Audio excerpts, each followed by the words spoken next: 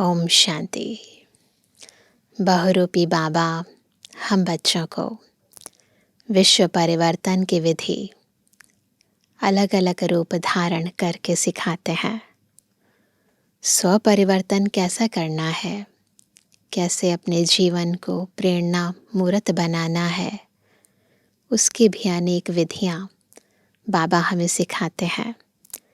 कभी रत्नागर बन जाते हैं, कभी सौदागर बन जाते हैं, कभी धोबी बन जाते हैं, कभी खेवैया बन जाते हैं, कभी गाइड बन जाते हैं।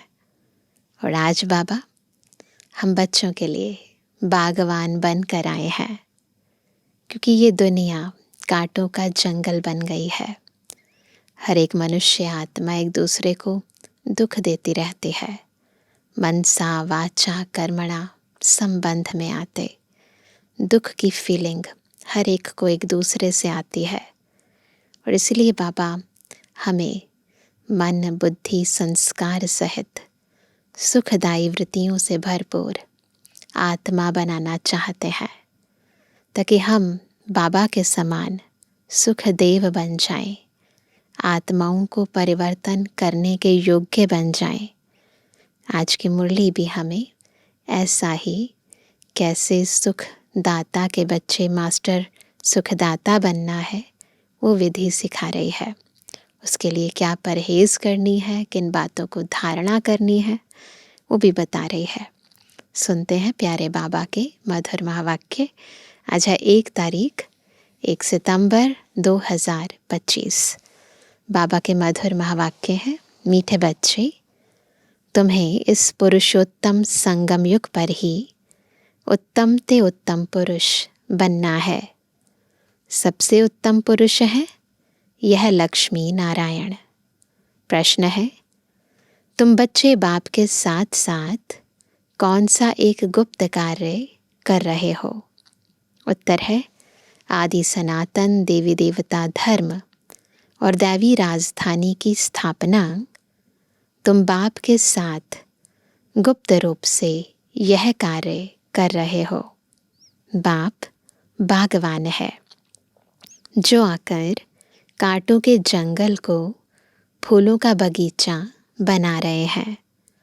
उस बगीचे में कोई भी खौफनाक दुख देने वाली चीज़ें होती नहीं। ऐसा बगीचा बना रहे हैं। गीत है, आखिर वह दिन आया आज।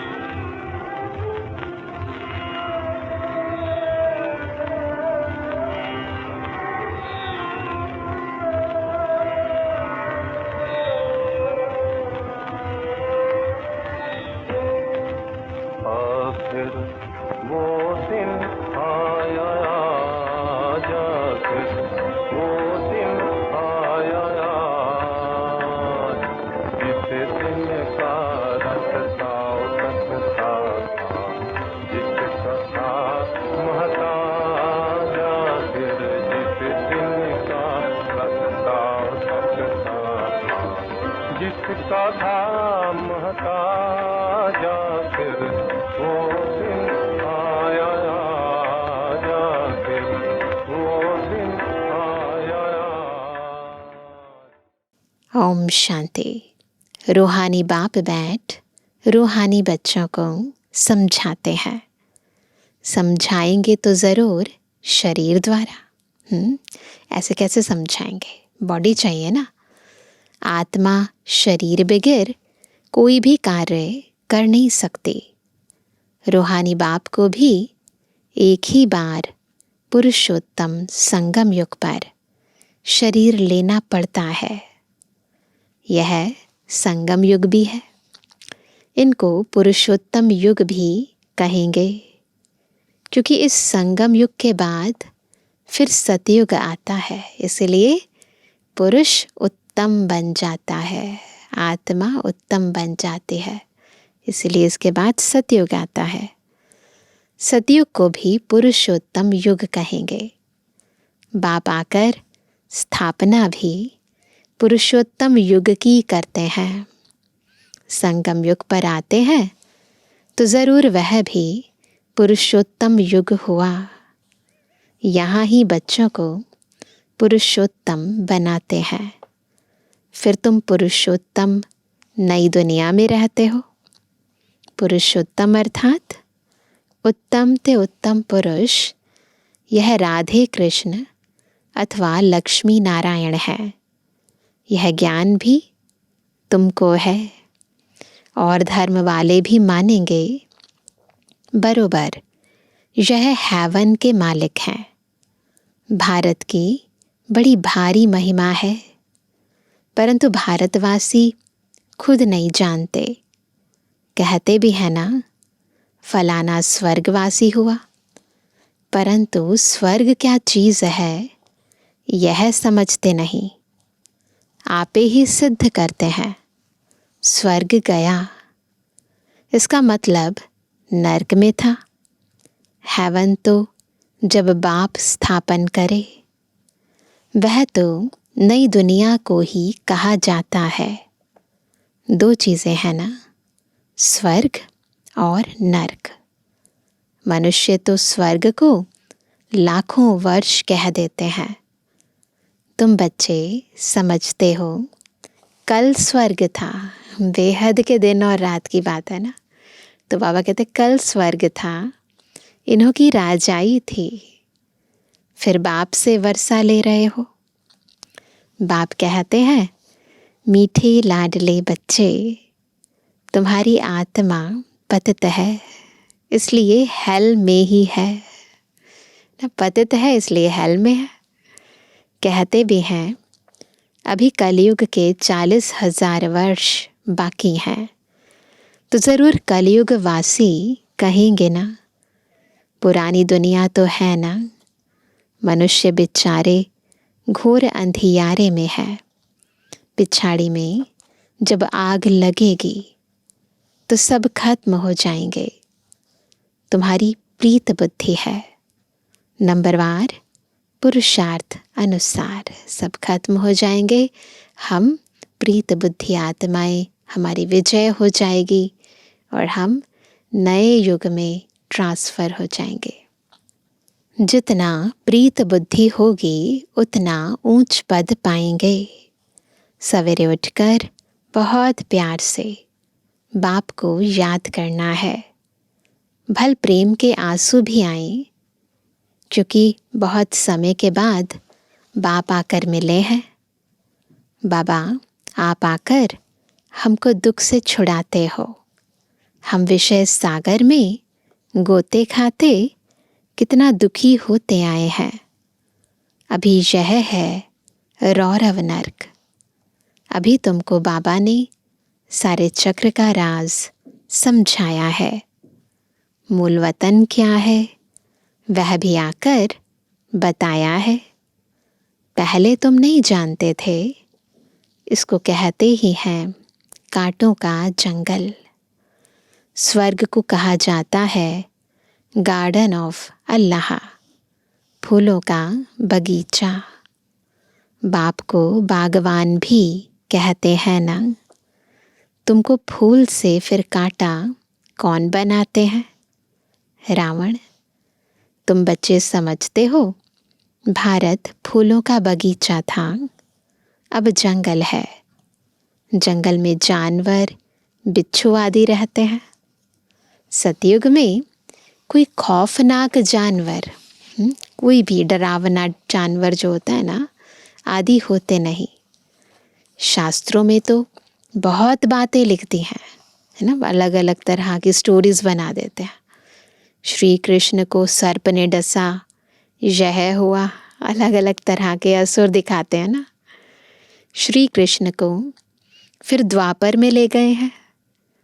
बाप ने समझाया है भक्ति बिल्कुल अलग चीज़ है। ज्ञान सागर एक ही बाप है। ऐसे नहीं कि ब्रह्मा विष्णु शंकर ज्ञान के सागर हैं। नहीं, पतित पावन एक ही ज्ञान सागर को कहेंगे। ज्ञान से ही मनुष्य की सद्गति होती है। सद्गति के स्थान हैं 2। कौन से? मुक्तिधाम और जीवन मुक्तिधाम। अभी तुम बच्चे जानते हो यह राजधानी स्थापन हो रही है, परंतु गुप्त। बाप ही आकर आदि सनातन देवी देवता धर्म की स्थापना करते हैं, तो सब अपने अपने मनुष्य चोले में आते हैं। बाप को अपना चोला तो है नहीं, इसलिए इनको निराकार गॉड फादर कहा जाता है। बाकी सब है साकारी, इनको कहा जाता है इनकॉर्पोरियल गॉड फादर, इनकॉर्पोरियल आत्माओं का। तुम आत्माएं भी वहाँ रहती हो, बाप भी वहाँ रहते हैं, परंतु है गुप्त, दिखाई थोड़ी ना देता है कुछ। बाप ही आकर आदि सनातन देवी देवता धर्म की स्थापना करते हैं। मूल वतन में कोई दुख नहीं है ना, सुख दुख किसी चीज़ की अनुभूति नहीं है वहाँ। बाप कहते हैं तुम्हारा कल्याण है ही एक बात में, इम्पॉर्टेंट बात एक ही है, क्या? बाप को याद करो, मन मना भव। बस बाप का बच्चा बना, बच्चे को वर्षा अंडरस्टूड है, अल्फ को याद किया तो वर्षा ज़रूर है सतयुगी नई दुनिया का। इस पतित दुनिया का विनाश भी ज़रूर होना ही है, अमरपुरी में जाना ही है। अमरनाथ तुम पार्वतियों को अमर कथा सुना रहे हैं। तीर्थों पर कितने मनुष्य जाते हैं, अमरनाथ पर कितने जाते हैं? वहाँ है कुछ भी नहीं, सब है ठगी, सच की रत्ती भी नहीं। गाया भी जाता है झूठी काया झूठी माया, इसका भी अर्थ होना चाहिए। यहाँ है ही झूठ, यह भी ज्ञान की बात है। ऐसे नहीं कि ग्लास को ग्लास कहना झूठ है, ये भी ज्ञान की बात है। बाकी बाप के बारे में जो कुछ बोलते हैं वह झूठ बोलते हैं। सच बोलने वाला एक ही बाप है, इसलिए बाबा खुद कहते हैं कि मेरे बारे में मेरे सिवा और कोई नहीं जानता है।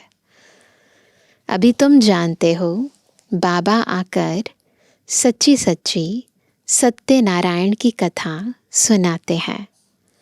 झूठे हीरे मोती भी होते हैं ना, तो ऐसे ज्ञान रत्न भी झूठे होते हैं ना।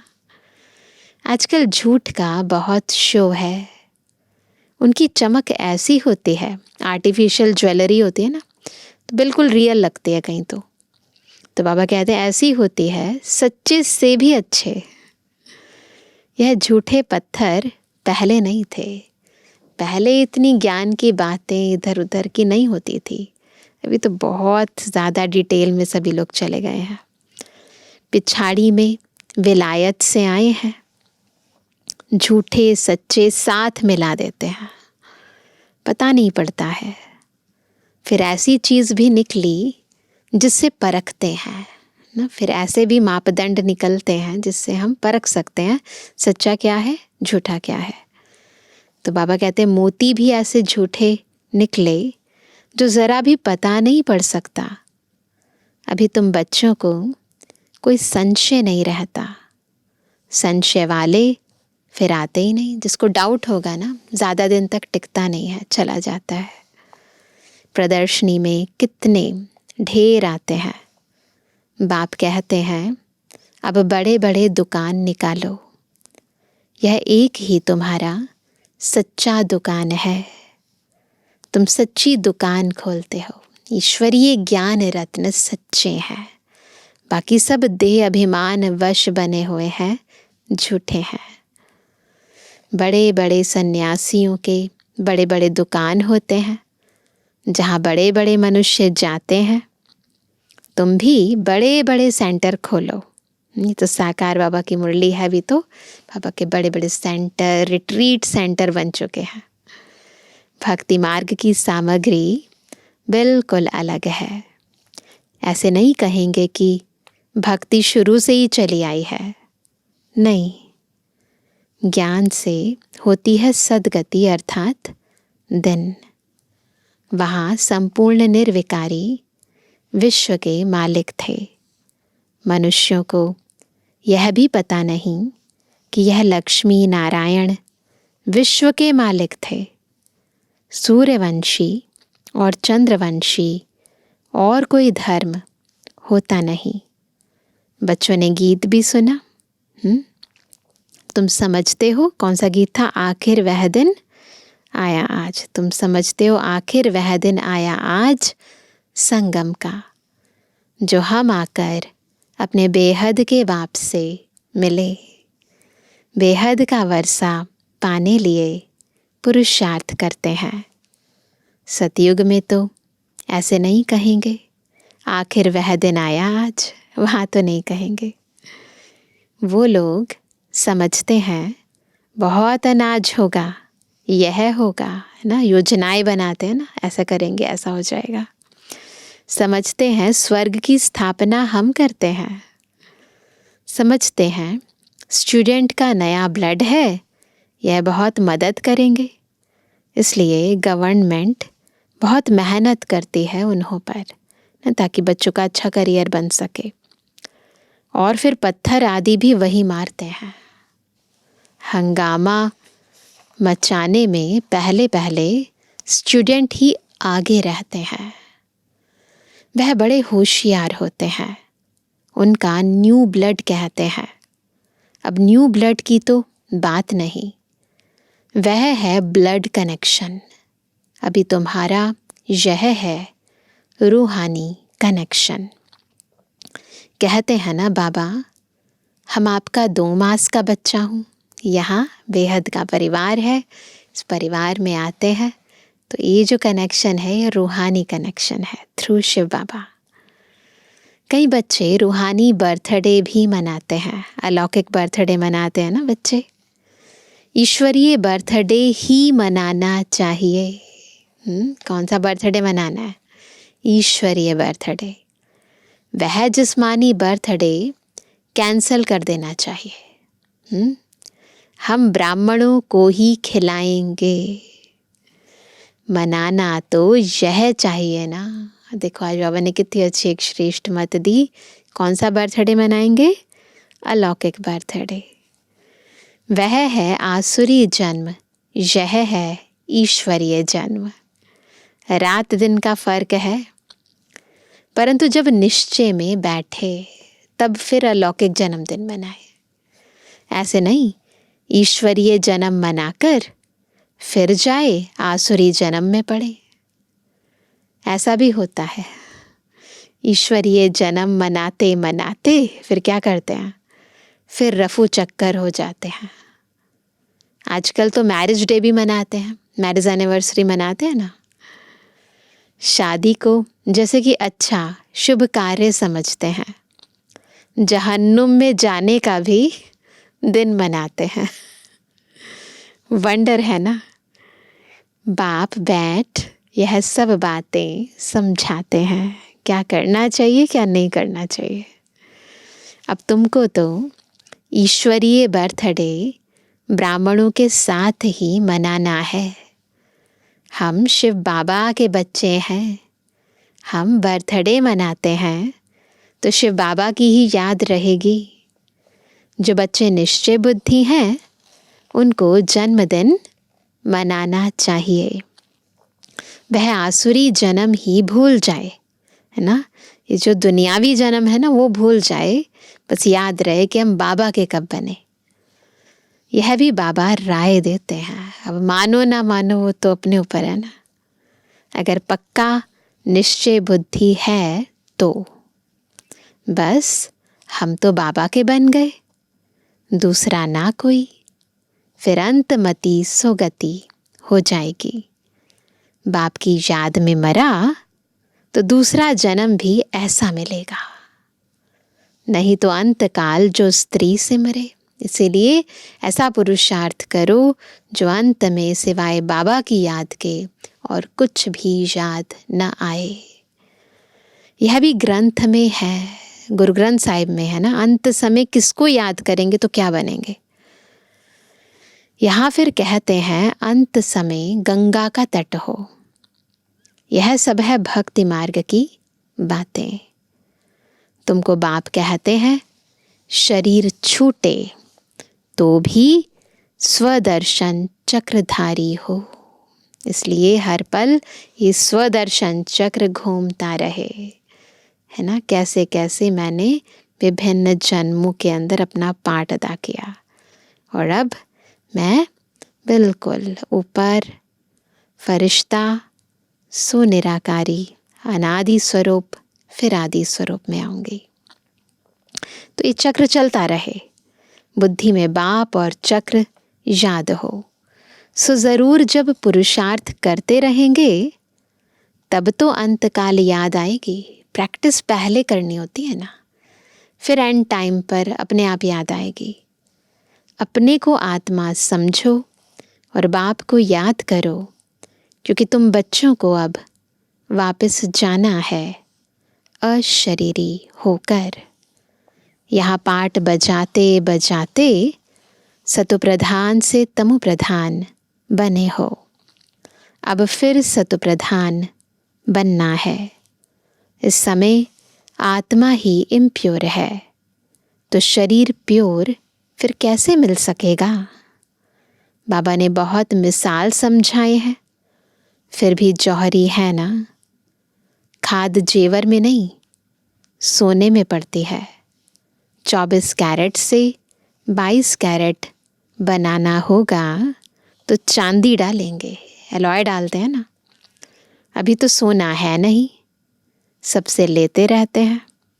आजकल नोट भी देखो कैसे बनाते हैं, कागज़ भी नहीं है। बच्चे समझते हैं कल्प कल्प ऐसा होता आया है, पूरी जांच रखते हैं। लॉकर्स आदि खुलाते हैं, जैसे किसकी तलाशी आदि ली जाती है ना। गायन भी है, किनकी दबी रही धूल में न किनकी राजा खाए। आग भी जोर से लगती है न, तो इसीलिए कुछ भी नहीं रहना है। इसीलिए पहले से ही सब बातों से मन बुद्धि को हटा लेना है। तुम बच्चे जानते हो यह सब होना है, इसलिए बैगेज तुम भविष्य के लिए तैयार कर रहे हो। इसलिए भविष्य की तैयारी करो। और कोई को मालूम थोड़ी है, तुमको ही वर्षा मिलता है 21 जन्म लिए। तुम्हारे ही पैसे से भारत को स्वर्ग बना रहे हैं, जिसमें फिर तुम ही निवास करेंगे। हम इन्वेस्ट कर रहे हैं, हम ही निवास करेंगे। तुम बच्चे अपने ही पुरुषार्थ से आपे ही राज तिलक लेते हो। गरीब निवास बाबा स्वर्ग का मालिक बनाने आए हैं, लेकिन बनेंगे तो अपनी पढ़ाई से। पुरुषार्थ तो खुद ही करना है ना। बाबा तो आए हैं, बताएंगे। अब जितना और उतना होता है, कृपा या आशीर्वाद से नहीं। टीचर का तो पढ़ाना धर्म है, कृपा की बात नहीं। टीचर को गवर्नमेंट से पगार मिलती है, सो तो ज़रूर पढ़ाएंगे। इतना बड़ा इजाफा मिलता है, पद्मा पदम पति बनते हो तो पढ़ना चाहिए ना। श्री कृष्ण के पाँव में पदम की निशानी देते हैं। बहुत सुंदर श्री कृष्ण की महिमा गाते हैं।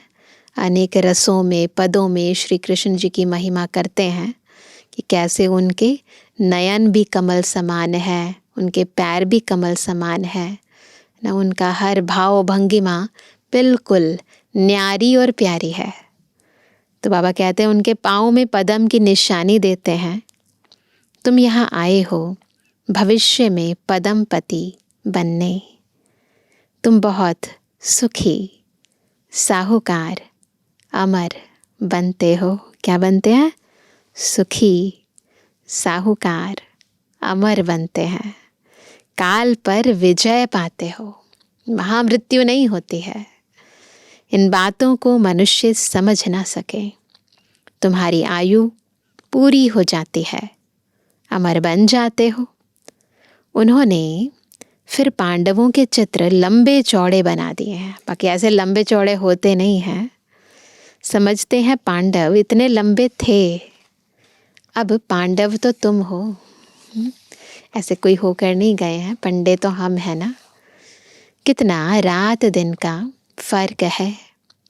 मनुष्य कोई जास्ती लंबा तो होता नहीं, 6 फुट का ही होता है। भक्ति मार्ग में पहले पहले शिव बाबा की भक्ति होती है। वह तो बड़ा बनाएंगे नहीं। पहले शिव बाबा की अव्यभिचारी भक्ति चलती है, एक की भक्ति। फिर देवताओं की मूर्तियां बनाते हैं, उनके फिर बड़े बड़े चित्र बनाते हैं। फिर पांडवों के बड़े बड़े चित्र बनाते हैं। यह सब पूजा के लिए चित्र बनाते हैं, ताकि पूजा करने में सहज हो। लक्ष्मी की पूजा 12 मास में एक बार करते हैं, खास तौर पर दीपावली पर करते हैं ना। जगत अम्बा की पूजा रोज करते रहते हैं। यह भी बाबा ने समझाया है, तुम्हारी डबल पूजा होती है। बाबा हमें अपने से भी ऊपर रखते हैं, तो डबल पूजा होती है, शालिग्राम रूप में भी और फिर हमारी जड़ मूर्तियों के रूप में भी। तो बाबा कहते हैं, मेरी तो सिर्फ आत्मा यानी लिंग की ही होती है, तुम्हारी शालिग्राम के रूप में भी पूजा होती है और फिर देवताओं के रूप में भी पूजा होती है। रुद्र यज्ञ रचते हैं तो कितने शालिग्राम बनाते हैं। तो कौन बड़ा हुआ? कौन बड़ा हुआ? बाबा, बच्चे। तब बाबा बच्चों को नमस्ते करते हैं। कितना बड़ा बाबा और कितना निरहंकारी, कितना ऊंच पद प्राप्त कराते हैं। बाबा कितनी गुह्य गुह्य बातें सुनाते हैं। तो बच्चों को कितनी खुशी होनी चाहिए।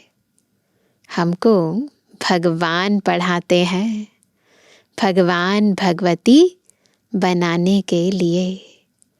कितना शुक्रिया मानना चाहिए। बाप की याद में रहने से स्वप्न भी अच्छे आएंगे, साक्षात्कार भी होगा। देखो कितना बेनिफिट है। स्वप्न भी आएंगे अच्छे और फिर साक्षात्कार भी होगा। अच्छा मीठे मीठे के जन्मवानी बच्चों पितृवानी बाप दादा का दिल जान सको प्रेम से नंबरवार पुरुषार्थ संसार याद। रूहानी बच्चों की रूहानी बाप दादा को गुड मॉर्निंग, नमस्ते नमस्ते नमस्ते।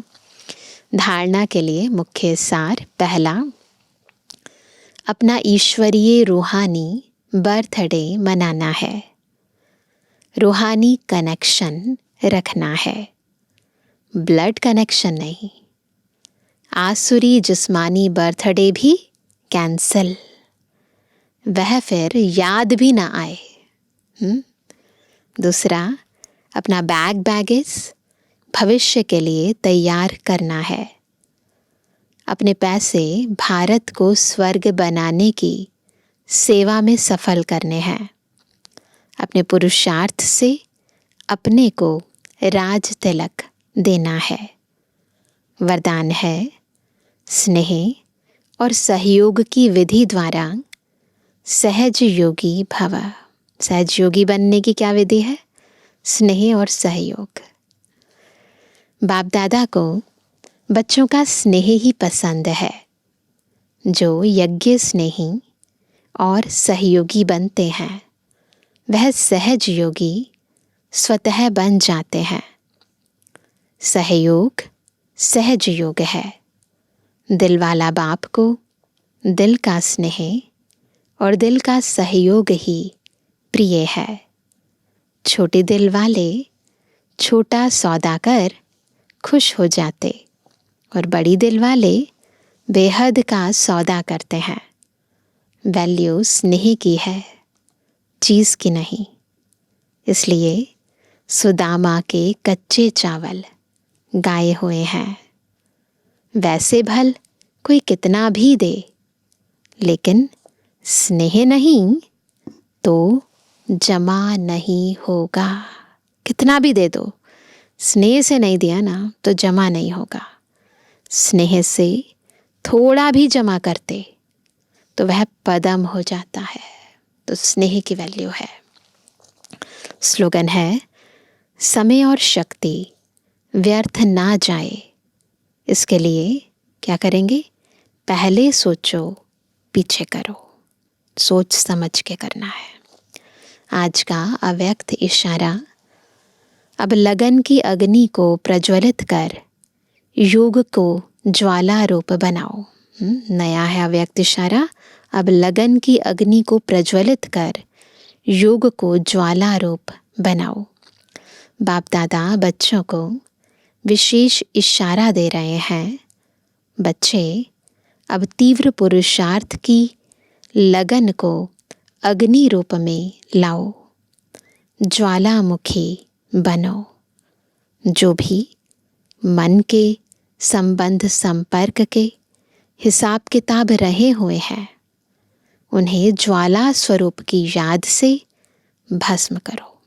सब जितने भी हमारे मन के संबंध संपर्क के जो भी हिसाब किताब अकाउंट्स रह गए हैं, उन्हें कैसे क्लियर करना है? ज्वाला स्वरूप की याद से। तो मन को एकाग्र करो, ज्वालामुखी योग करना। अच्छा, ओम शांति।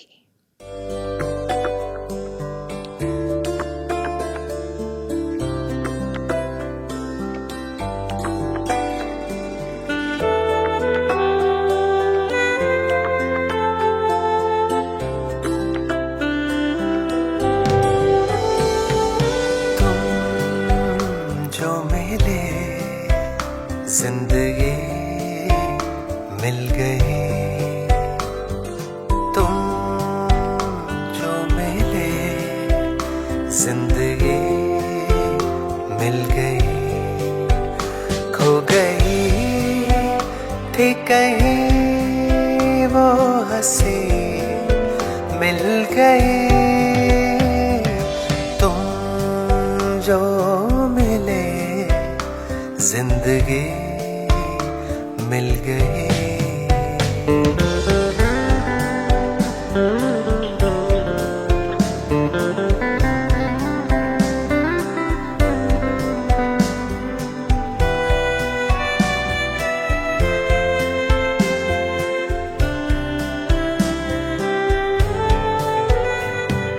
कितना सुकून मिला है, मैं कैसे बयां करूं।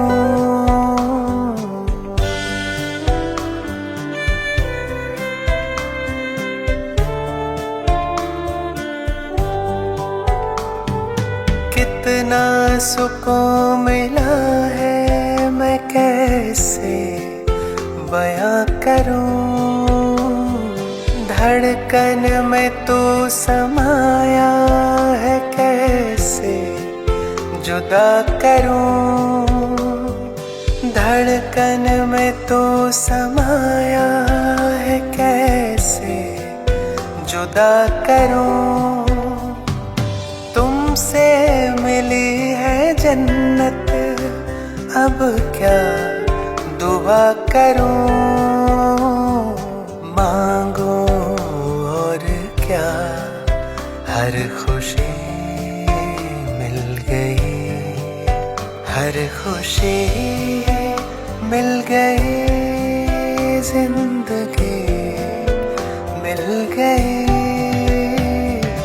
तुम जो मिले जिंदगी मिल गई।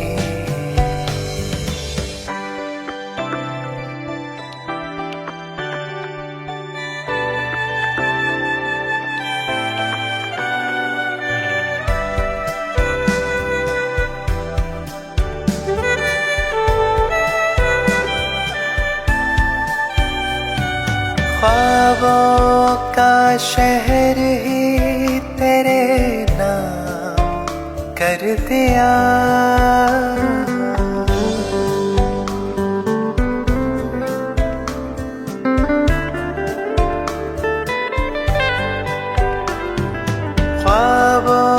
का शहर ही तेरे नाम कर दिया, सांसों का काफिला भी तेरे नाम कर दिया,